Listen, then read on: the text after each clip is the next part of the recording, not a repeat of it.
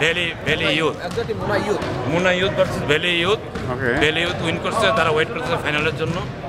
এখন এই আরো 2টা টিমে খেলা হচ্ছে, হাফ টাইম কমপ্লিট। কি খেলা এটা? এটা বাস্কেটবল। এখানে আসলে 14 থেকে 16 বছরের বাচ্চাদের বাস্কেটবল কম্পিটিশন হচ্ছে। তো আমাদের এখানে 4টা দল অংশগ্রহণ করেছে, ভ্যালি, মুনার টিম এবং এরপরে আছে টাইগার্স এবং আরেকটা টিম হচ্ছে, এটাও ভ্যালির টিম, ওরা বলে এনআরকেডে। তো অলরেডি সে খেলতো খান ভাই, কিন্তু এই একটু আগে আসছে ইউনিভার্সিটি থেকে। আচ্ছা, ওকে।